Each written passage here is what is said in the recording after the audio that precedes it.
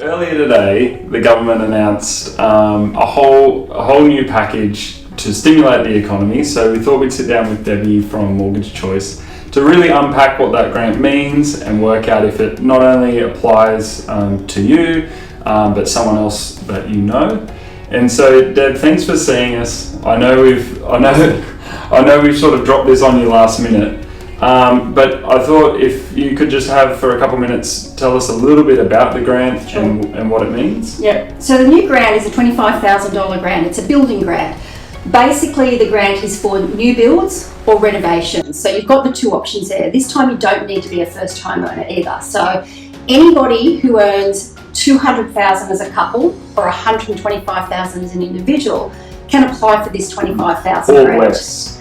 Or less. Or less. Yeah, or less. Up to 200,000 couple, up to 125 as an individual. Yeah. So you basically need a build contract with a licensed builder, and that build contract must be over $150,000.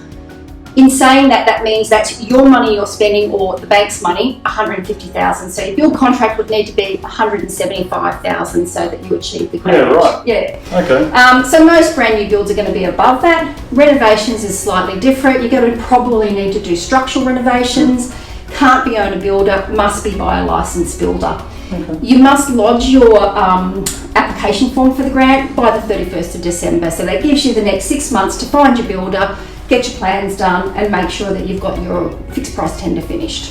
Now, Deb, I know we've got to be really careful when we start speaking about finances, but are you able to give us in broad terms a bit of an overview of what it would take at Mount View Grange, for example, purchasing a house and land package for about $400,000, what we would need to be able to secure that?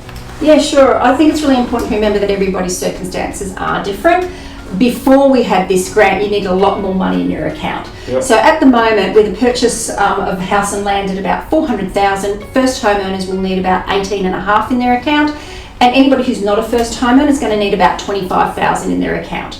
So it's really important to remember everybody's different, but they're good bases to start with. No, that's really good, because sometimes it can just seem so daunting. And I know I speak to a lot of people that wonder if they can ever even afford it. So to have those goals there is really helpful. Come with me over to Worthington Park, where we've got some blocks on the market with packages more around the $500,000 mark. Do you have an idea on what it would take to secure them? Yeah, so once again, first homeowners, you're going to need about $30,000, and anybody who's owned a property before is going to need $40,000 to be able to kickstart that process. So just summarise again for me. If I've got $30,000 in the bank, I can purchase a house land package at Worthington Park, and at Mount View Grange, it was 18.5 for first homeowners and 25 for non-first homeowners. Fantastic. Yeah. So if you're thinking that could be you, I suggest you give Debbie a call at Mortgage Choice up in Warners Bay. And if you're looking for a registered block of land, myself or my team are more than happy to help you out at any of our communities. And we work anywhere, so it doesn't matter where you live, we come to you or you can come to us. We do Zoom appointments as well. Best to have a look at your figures and then call Braden and see what he's got available. Thanks.